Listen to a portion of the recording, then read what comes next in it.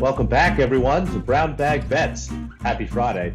Powered by BETSPERTS, we are your daily dose of quickie and handicapping and sports betting picks. I'm Alex Christenson, and joining me as always, and apparently in the team color of blue today, so you can know who the normal hosts are. And we have a guest. It's Baseball Friday. We actually did it on a Friday this time. Coming back to get us ready for the second half of the season, we have Adam Burke. Mr. Burke, how are you?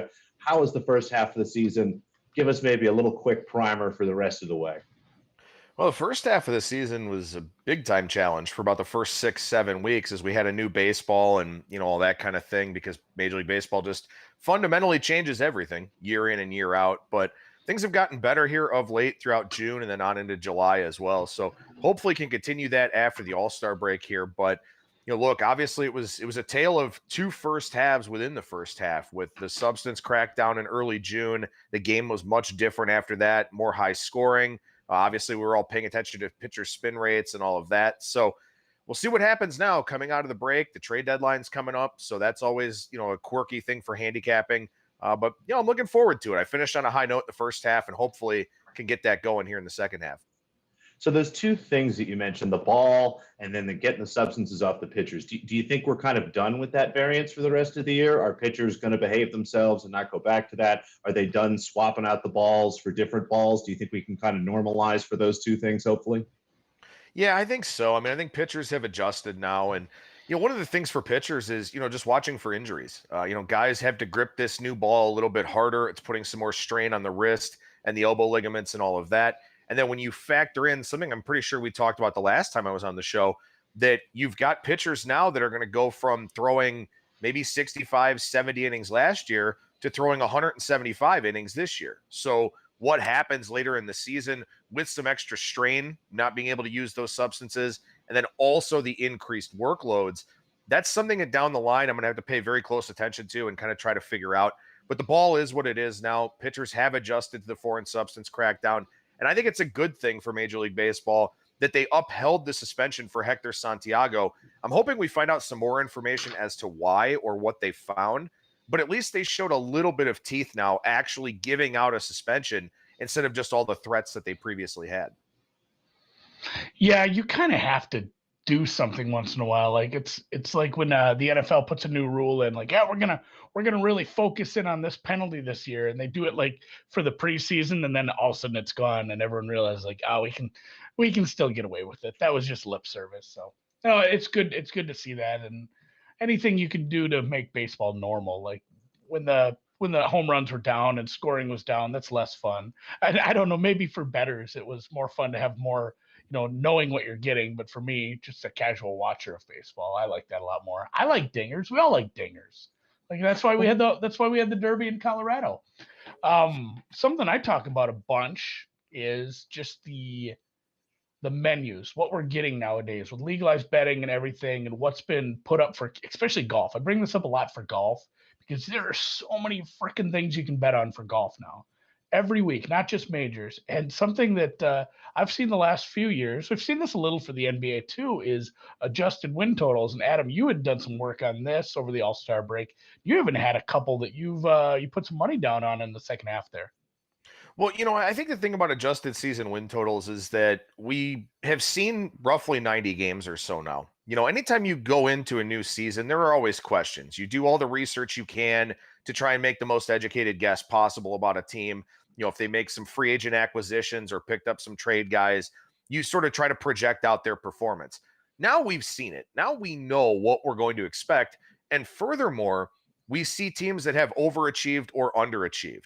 And I use the alternate standings metrics to look at a lot of this stuff, looking at comparing actual record to Pythagorean win-loss, to the base runs record, to second or third order win percentage, stuff like that.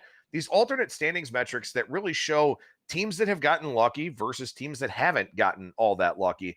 So, for example, the Seattle Mariners, right? The Mariners are 48-43 going into the second half here. They're minus 50 in run differential. They have no business being a team with a winning record. They're 19-8 in one-run games. They're a pathetic offense, but they're a borderline top 5 offense with men in scoring position. No rhyme or reason for that. Just getting lucky, getting the hits at the right times has allowed them to win a lot of close games and have a better record than they actually should. So looking out there in the marketplace, I think it was as high as 82.5 when it opened. It's 80.5 now, but people are betting the under with this team because when you look at their underlying metrics, they're not nearly as good of a team as what their record suggests. So you can find some situations like this. You can find some teams to try and pick off where they just overperformed in the first half, and you would expect regression to the mean, regression to their own mean in the second half. Sometimes it doesn't happen. The 2016 Texas Rangers are a perfect example. They were 95-67. They played like an 82-80 team based on Pythagorean win-loss. They never regressed during the regular season. Then they went to the playoffs and got swept by Toronto right away. So that's where their regression came in. So these things aren't foolproof necessarily, but it at least gives us a good barometer, a good idea of where to go for the second half. So the Mariners are definitely an under team, adjusted season win total of 80.5. I don't think this team finishes with a winning record based on all of the statistics I have at my hands. I'm glad you brought up that Rangers team. I feel like you were probably one of the people I was listening to, or you were tweeting about it at the time. Like it might have been like a record that year for a team that had won the most one-run games or close games. And back then, I remember I just said, well, I'm going to bet their regular season win total under the next year. And that did come through. That was like my one regular season win total bet for baseball over the last 5 years. But it's not now you can attack this right in season two. And I mean, you have the Tigers, Nats, and Rangers here too. Are those all just kind of similar thoughts as far as that? Or I mean, how deep? And I guess I'm assuming also you're looking at the schedule. Did any of these have like unweighted schedules, or they have tougher or easier schedules in the second half as well? Yeah, absolutely. So I like Washington over 78.5. And in looking at the Nationals for the rest of the season here, based on my count, based on records at the All-Star break, they'll only play 5 series against teams that are 500 or better the rest of the way. And of course, the Mets are the only team in their division currently at 500 or better. So the Nationals are a team that has underperformed a little bit. They're 3 wins worse than they should be according to base runs. Maybe Juan Soto talked about doing the home run derby to try and fix his swing. We've always had guys that go to the home run derby and they don't want to do it because they don't want to, mess up their swings, mess up their timing, anything like that. Juan Soto thought it would be a good thing for him. If he takes off in the second half, not only can Washington go over 78.5, I think they could win this division. And they're about 12-1, 14-1 in that range to win the National League East. So I think that's a possibility. But as far as the schedule on the other side goes, look, the Texas Rangers are terrible. And I think that they'll probably trade Joey Gallo. Maybe they trade Kyle Gibson. They're going to have to sort of reshuffle the deck a little bit. They can capitalize on high markets for Gallo and Gibson right now. But even if they don't trade those two guys, by my count, the Rangers play 17 series in the second half against teams that are 500 or better. And they're already a really bad team. So their season win total adjusted is 66.5, not that far off of what the preseason total was. And I think this is just a really, really bad baseball team. So, yeah, Andy, to your point, the schedule does come into play, especially when you consider that a lot of it is based on division play. And I think that the Angels are, going to be around a 500 team. The A's are good. The Astros are good. The Rangers run into those teams, but also wind up playing some better teams in other divisions. So that's definitely a factor for me, too, is handicapping the schedule for sure. Oh, yeah. So you mentioned divisions, and I wanted to touch on that because these are pretty fun, and I'll be joining you here. But I'm a sucker for a big number, and it seems like almost every season you have a team that's maybe 6, 7, 8 games out at this point that finds a way of sneaking back in and stealing the division. Now, you touched on the Nationals already, but there's a couple other teams I just wanted to quickly hit on and get your thoughts on whether you think really any of these guys can come back and do it. I was looking at the Blue Jays. They're 8 back of the Red Sox with a really nice run differential. They're like 8-1 to win that division. Don't really know anything about the Indians, but it looks like the White Sox are running away. The Indians are like 12-1. And then again, the Nationals, I'm looking at like 9-1, almost 10-1, and they're just 6 games back from the Mets. What do you think of any of those? I mean, and is there any team that you can see kind of being out of the picture now, making a run to get back in? I do think the Nationals have a very realistic chance of doing it. I mean, Trey Turner's a great player. Juan Soto's a great player. Kyle Schwarber started to hit late in the first half. The worry I have about Washington is their bullpen, but I think a lot of bullpen arms will be available here at the trade deadline. So if they feel like they're in a position to be a buyer, and I think that they should, then that's something that they may look into. Maybe Strasburg comes back better in the second half at some point, something like that.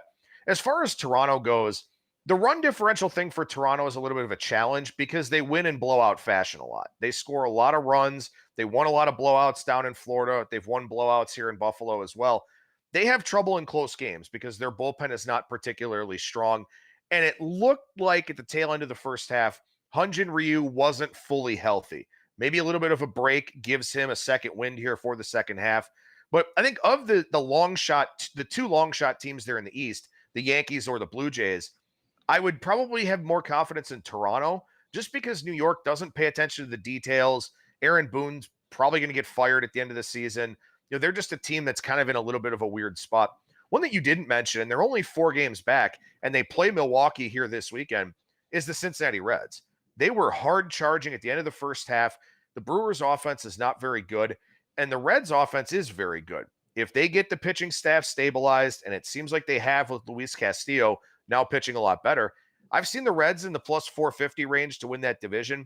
And as far as I'm concerned, they're the only other team that could win that division. I don't have to worry about the Cubs. I don't have to worry about the Cardinals. The Pirates, I don't have to worry about until 2025. So for me, I look at the Reds and I think they're the only other team that has a shot in that division. And I think the plus 450 price, maybe not a bad grab. I've seen 55 to 1 to win the World Series if they can win that division and get in. And I've thought about it because I've got Milwaukee at 55 to 1 to win the World Series from before the season. Yes, so maybe this is the right time for me to hedge, either taking the Reds for the division or maybe taking the Reds for the World Series. The problem is the Brewers have 3 really good starting pitchers and 2 elite relievers. So they're at least live in the playoffs. I don't know if Cincinnati is. So I think I'm going to go more with the plus 450 or the best price I can find for them to win the division as my hedge for the Brewers' future. Yeah, and you could even middle there. Reds win the division, the Brewers win out anyway. There was one other one I wanted to ask you about it, and these ones are always confusing to me. I know the Dodgers are very good, but at 2 games back, they're minus 250 to win the division. The Giants 2 games ahead. I'm looking at plus 350, and the book I'm looking at, there's probably a better number out there. Does that make sense to you? Are the Dodgers going to be able to put it together like that? Is there any value in a team like the Giants just to keep playing kind of above their heads like this at that kind of number? I think it makes sense for the Dodgers to be favored. I don't think it makes sense for the Dodgers to be this big of a favorite in that minus 250 range. And the thing I think is interesting here about this division is that the Padres seem to be falling off a little bit. A lot of injury attrition on the pitching side. The offense, while talented, hasn't really performed up to its full capabilities. And of course, too, you always have to be a little bit worried about Fernando Tatis Jr. and that shoulder because it's something that he could hurt at any given time, and it would really lower the projection for the Padres. So I think looking at the Giants here in what I believe has become a 2-horse race in the National League West, I do think that if you want to take them in that plus 325, plus 350 corridor, it's not a bad idea. The offense is legit. The starting staff is legit. They've got a brilliant front office. I expect them to be better after July 31st trade deadline. So I think if you want to take the Giants, I think they can be there for the long haul. They'll just have to play better in those head-to-head games against the Dodgers.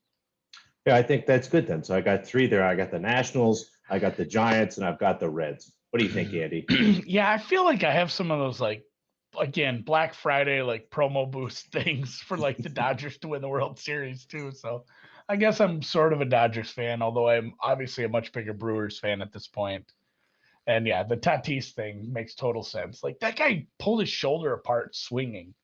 Some people are just put together loose, or they just swing like a madman like that. And you can see how he adjusted after that. So it'll be that'll be a fun race to follow. I know some people who took some San Francisco before the season, which that'll be come right down to it. I don't know. I might. It's hard, and it's hard to hedge out with a number that big too at this point. You kind of got to just let shit ride depending on how you went. So. Yeah. I do have to say one thing that I'm kind of following here for the second half, and this isn't anything for me to be proud about, but I know that, there's been a lot of talk over the last few days about, what happened with Circus Sports and the number that they put up for the total on the WNBA All-Star game, the exhibition game, whatever it was against USA. One bet I do have from the preseason is Arizona's season win total over. So I'm really curious to see how far I wind off being on that one, where they're already 40 games under 500. That's not good. No, I think that one might lose. I know some smart people, and I know some really smart people who took some Twins to win the series, the AL. Some people have some really awful Twins prices from previous. Man, I had I had a really, really bad, and this is what sucks about different sports. Like, there's no bailout on this. I got an absolute bailout today.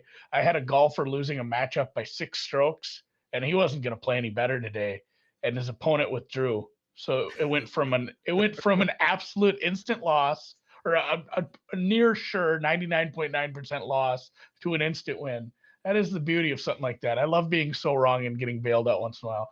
Write these things down for next time you have a bad beat, so you don't feel quite as bad about it. But before we let you go, I'm gonna make you bet something. I suppose baseball's back. Baseball was supposed to be back yesterday, which I disagreed with. I don't Stupid like that. Yankees. Well, it was stupid too. Like, give them the whole break. Like, I will never feel bad for the Yankees or the Red Sox, but I was very close to feeling bad for them. It's like, why don't they get the same All-Star break as everybody else? Why make them play this? So I'm glad it got canceled, actually, and baseball is back today. And you got a couple wagers.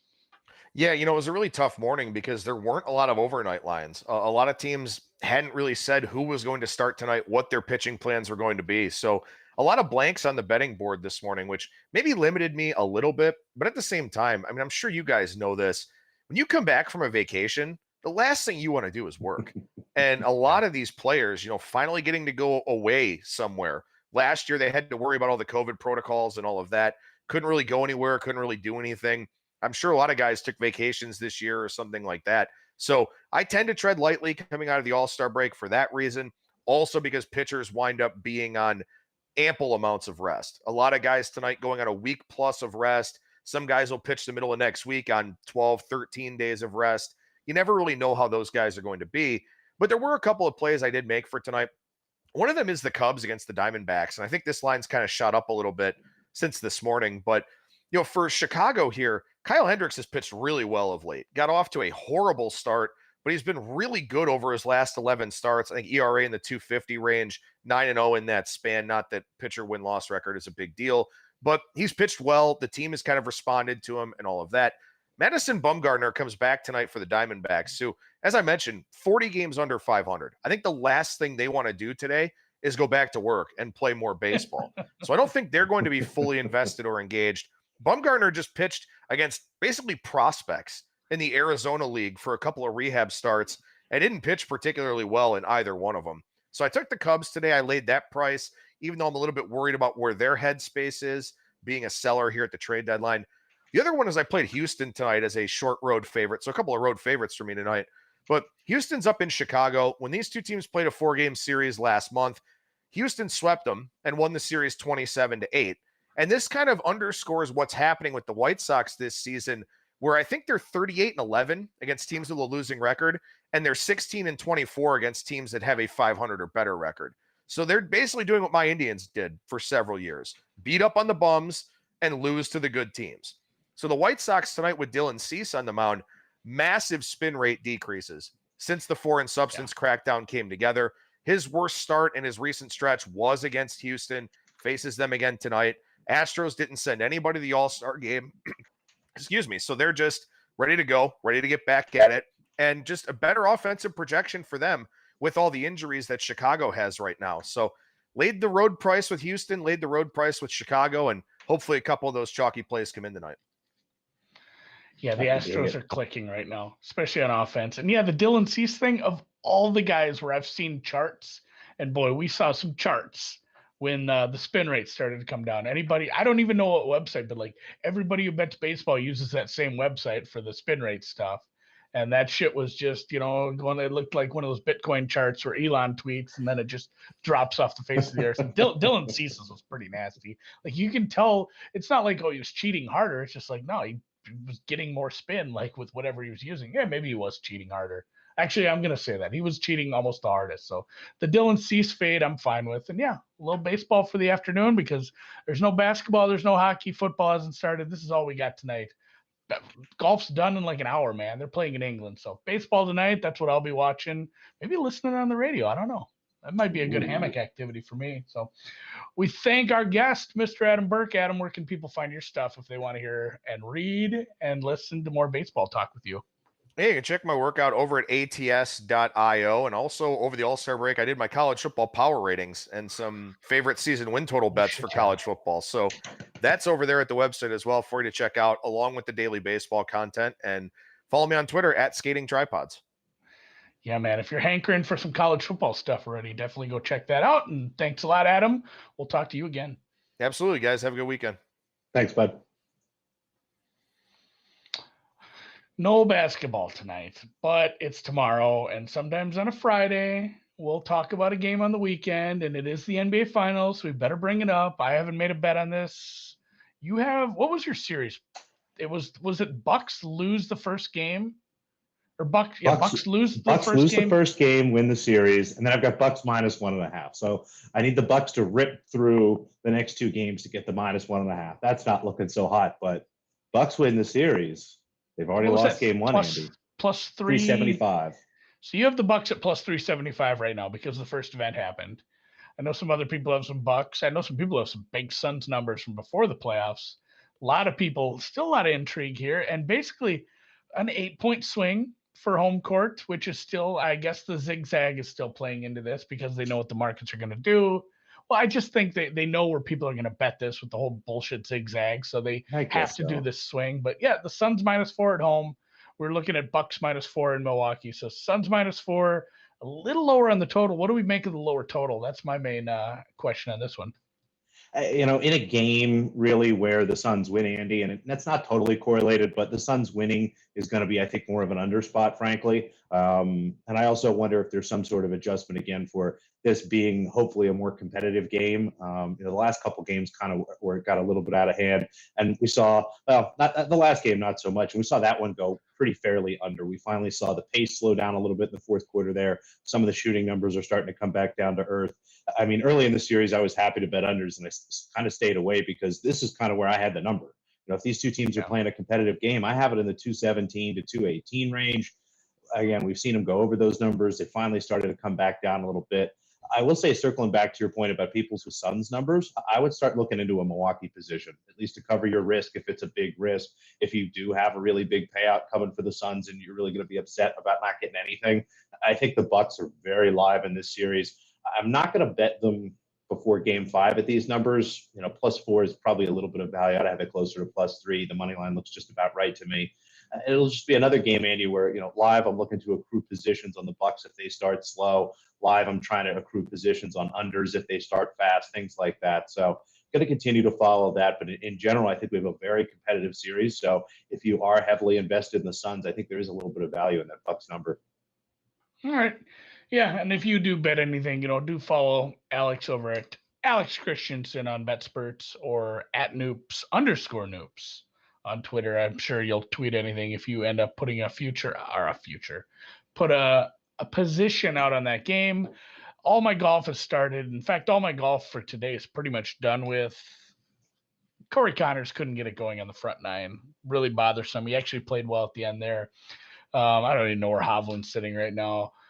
Overall, though, like if you watched the show and you decided to place futures with me on Monday, I gave out Morikawa, Oosthuizen, and Fitzpatrick. And Fitzpatrick is going to make the cut. Like, he'll be there. I think he's about even right now. He's not doing anything spectacular. He'll be there on the weekend. But Morikawa and Usti are 1-2 right now, which is not the worst place to be. There's a lot of golf left, but you could do worse. So outrights are looking okay. And I have a Spieth ticket from a couple months ago. So I am absolutely just You're a happy dreading, boy. just dreading what's going to happen here. Like, is it going to be Grillo? Is it going to be Paul Case? It's not going to be Paul. Have you pulled up any live outrights to try to start buying some other positions? I mean, have you gotten to the point where you're that nervous? I know you're maybe not one to do that in general, but what do you think?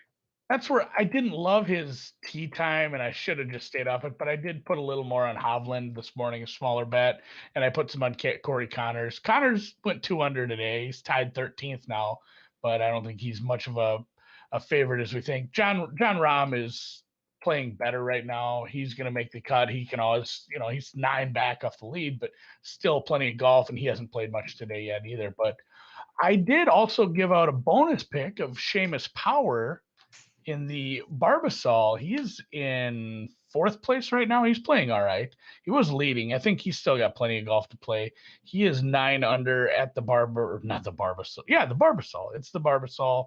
It is played in like Kentucky. Keen Point, I think, is the Keen Trace is the name of that course. So he's only 1 shot off the lead. There are 3 men in the lead. So tied 4th, but only 1 shot off. So he's doing well. And I did run some numbers on that this morning since, I can't give up matchups on a tournament that's almost over for the day because it's in England. So found a couple for the Barbasol. These are all still up. I just went and checked. These are all still available right now. In fact, they're all still available at that number. Means they don't respect my my quarter unit bets I put out on these because I'm taking it easy on these. I will say that I haven't done a ton of research, but I did run my model on this, and I did play. I'm always fading JT Poston. So Bryce Garnett over Poston. I'm not sure what we're saying with that one. Doesn't matter. Fade him. Doesn't matter. He's dead to me. And just that number too. Like getting plus 105 on that. I'd make Garnett like a minus 110 favorite. Stewart over Ryder. I'm not sure exactly why I have Ryder that low, but I like Stewart quite a bit more. You can actually lay a half stroke and only lay minus 112. I didn't like the difference when I did the math, so I just played it straight up. And Aaron Baddeley. Is it? Yep. Aaron Baddeley. Sure? Pretty sure. I'm not sure I've ever seen this man golf, but I have seen the other fellow golf. He was good a while ago. Yeah, no, he's been around. John Huh. He is a favorite, and I have him way too big of a. He's minus 155 to Baddeley. I make there's some value on this plus 129. I have this about as a pick 'em, so I'm going to take that one as well, and hopefully we can get a nice big number heading into the weekend. So if you have any tennis too, I'm sure we'll see that on BetSperts or your tweets. It's tough at the end of the week. You get to the end of the week. But it is the nice part about tennis. It's busy at the beginning of the week, slower at the end of the week, so you can build your way into NFL and all the stuff that's happening. So there's only like a couple matches. They're all happening right now. I will tweet anything out and make sure I get it on the BetSperts for the folks. But nothing for now. Kind of a super show today. We went long. I'm not even mad about it. It's Friday. We had more to cover. So I have a lot to get out of Adam. I feel like I got a lot out of that. I got a lot of division bets I got to place after this. I was looking for some second half to Gen baseball action, and Adam delivered the goods. I know the timing for Baseball Friday was perfect to get some alt win totals, got some division props, got some other stuff. So before we go, make sure to sign up for WinBet. You can follow us any of our social media channels. We're going to have a link for it somewhere. It's on the app. It's on our Twitter. It's posted. You can get your free Yeti if you sign up. Just send us your free or your risk-free bet, and go to @BetSperts on Twitter for all the details on that. Go have a good weekend. Good luck with all your betting. Good luck with your hammock laying. I'll be at the horse track winning tons of money. That never happens. So thanks, guys.